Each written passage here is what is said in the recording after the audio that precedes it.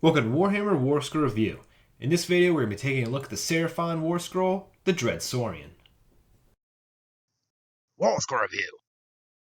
The Dread Saurian. This is a huge Forge World model that's part of the Saurian faction.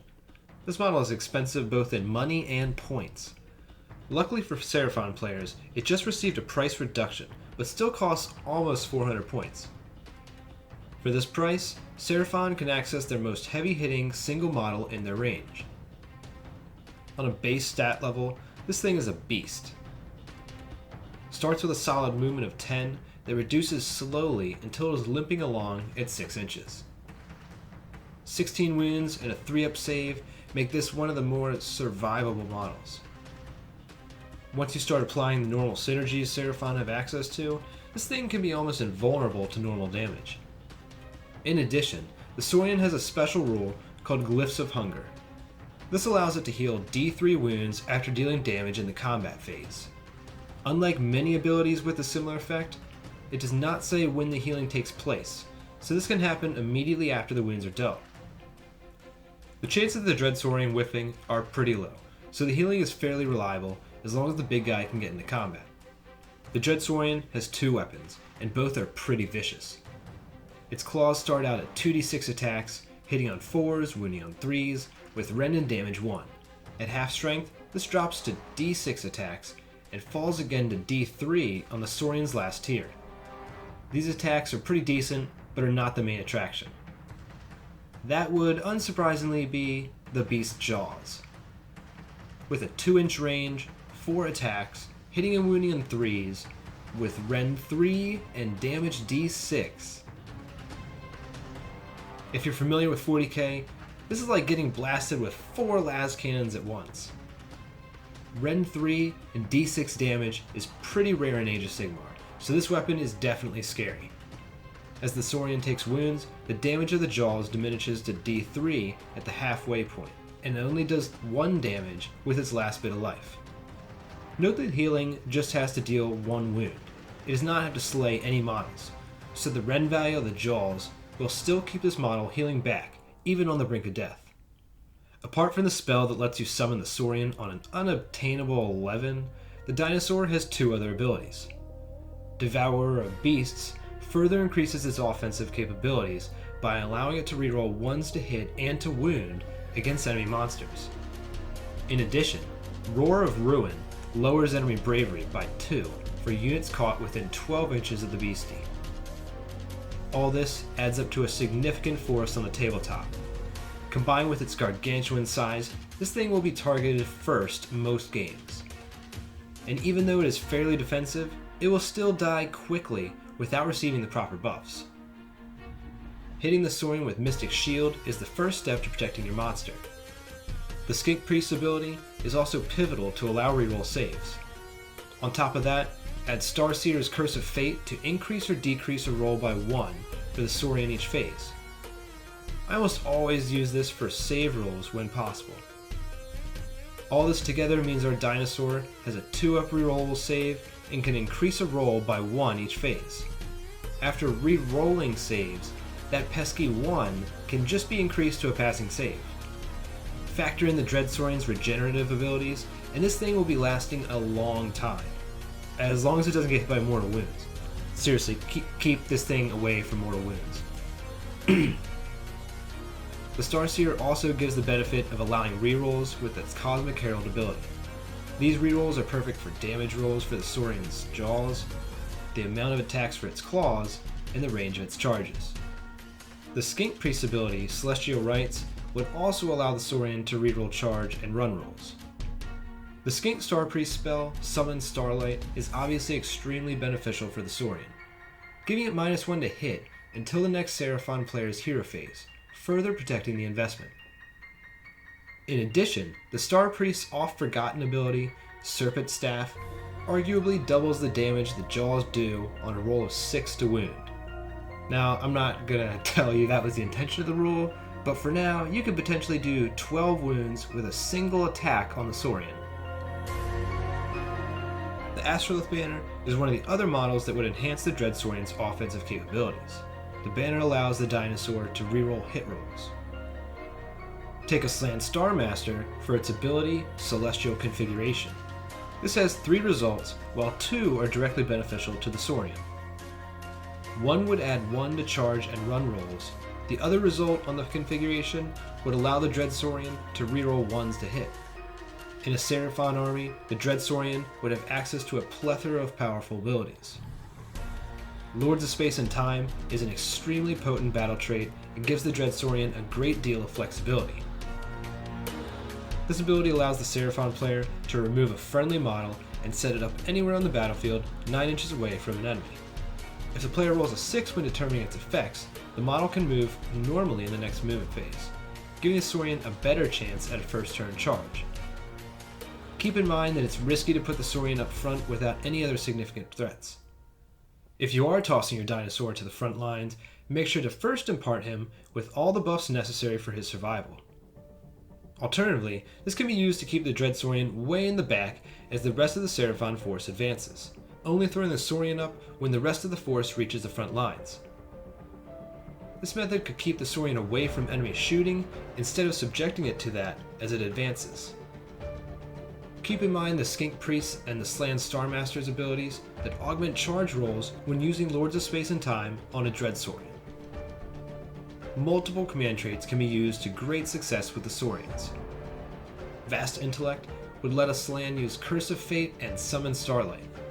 This saves the player from purchasing the Skink Star Seer and the Star Priest, but comes with a handful of comparable trade-offs. Great Rememberer is another Slan command trait and would allow for a second attempt at Lords of Space and Time. The second could be used on a unit to back up the Saurian, like a Carnosaur, Bastiladon, or maybe another Dread Saurian. The Skink command trait, Master of Star Rituals, would allow a Skink Priest to use the Celestial Rites ability twice. Alternatively, this can be used with the Star Seer or Star Priest to use the ability once. The only Seraphon artifact that may help the Saurian is the Coronal Shield. If used with a character that can stick himself in the same combat as the Saurian, it may decrease an enemy unit's accuracy in combat. This shield, combined with Summon Starlight, could make the Saurian -2 to hit, further increasing the dino's survivability. The last point of the Dread Saurian to hone in on is its Bravery Reduction aura. There are a few models in the Seraphon army that can take advantage of this. Every Saurus unit's standard bearer increases nearby enemy battle shock tests by 1, and Troglodons come with another -1 bravery to nearby units. Both Carnosaur variations come with the ability to roll a die when the opponent rolls a battle shock test. If the Seraphon player rolls higher than the opponent, they can force them to remove D3 more models to retreat. This is potent to make up for an enemy rolling low on the battle shock test, mitigating your effects. Though the Dread Saurian can be used in an Order Grand Alliance, none of its allegiance abilities are directly beneficial to the dinosaur, though it offers a slew of bravery reducing models. The Charybdis and Spite Revenants both reduce nearby enemy bravery by 1. The Celestant Prime also supplies a bravery reduction of 2 to nearby enemies the turn he deploys. Keep in mind the Prime is a suitable ally in a Seraphon force. With the Dread Saurian, they create a -4 bravery bubble around your models. In total, a purely Seraphon force could be providing a -6 modifier to battle shock tests to nearby enemies. With all these debuffs applied, try dealing damage to each enemy unit in the bubble, and it is very possible to see even Bravery 10 models flee in terror from your big lizards. The Free Guild General on Griffin has an ability that would force the opponent to roll 2 dice when taking a Bravery test and use the highest result. Over the times you face demons, the Slan spell has the same effect. Obviously, stacking these Bravery modifiers is with the intention of an enemy failing a battle shock test, but be careful going this route. There are a handful of armies that ignore battle shock tests, and an ill-timed inspiring presence could make the whole strategy fall apart. With this in mind, there are other ways to ensure damage is dealt. The Carmine Dragon is very similar to the Dread Saurian, and they synergize well together. It not only reduces nearby enemy bravery by 1, but it has an ability called Coruscating Blast that targets an enemy unit and has both the player owning the unit and the dragon roll a die and add the bravery. If the dragon's player result is higher, it takes the difference and deals that many mortal wounds. With just the Carmine Dragon and the Dread Saurian, the opponent will likely be receiving at least 3 mortal wounds, even if they have a Bravery of 10. An Amethyst Battle Mage has a spell that would have the same effect as the Carmine Dragon's Coruscating Blast. Also in the Order Grand Alliance, the Dread Saurian could be buffed by a Lore Master. This character's spell would allow the Saurian to reroll hit and wound rolls. The Lore Master and Skink Priest would allow the dinosaur to reroll every roll but the damage results. Throw a Starseer in there, and the Saurian could easily reroll literally every die it casts. An Archmage is another option in the Order Grand Alliance. This model spell would give the Saurian a chance to ignore wounds and mortal wounds inflicted on it on a roll of 6. Although it would miss out on Seraphon-specific buffs like Priests and Starseers, remember that a Dread Saurian can ally with Stormcast models. In almost any case, the Dread Saurian will want to screen around it to avoid unwanted charges. First turn charging armies can spell disaster if the Saurian gets in combat before it gets buffed. Skinks are perfect at this, as they are cheap and fast. Unfortunately, because of the Dread Saurian's high point cost and huge size, it has a big target on its back, meaning 16 wounds with a 3-up save isn't going to last long, making support models almost necessary. At the bare minimum, I would recommend a Skink Priest and a Source of Mystic Shield. When facing this model, don't be too alarmed by its size. Its combat ability is more comparable to all the big models like Gordrak and Alariel. It's not too insanely fast, but Lords of Space and Time does a good job of mitigating that. Hit it with all the mortal wounds you have while tying it up with large units of chaff when possible. Because of its high damage jaw and high attack claw weapons, this thing will tear through screening units, but hopefully you'll be able to keep it from destroying your most important units. Pay attention to its damage table, as it has multiple levels of degradation. After it has received 8 wounds, it takes a decent hit in efficiency. It will often take more points than the Saurian costs to completely destroy a Saurian after all the defensive enhancements go into it, so avoiding it is sometimes an option. With all the buffs I mentioned, it sounds almost impervious, but to be honest, mine dies most games I use it, but not before taking out some units and letting my other units into the positions they need to win the game.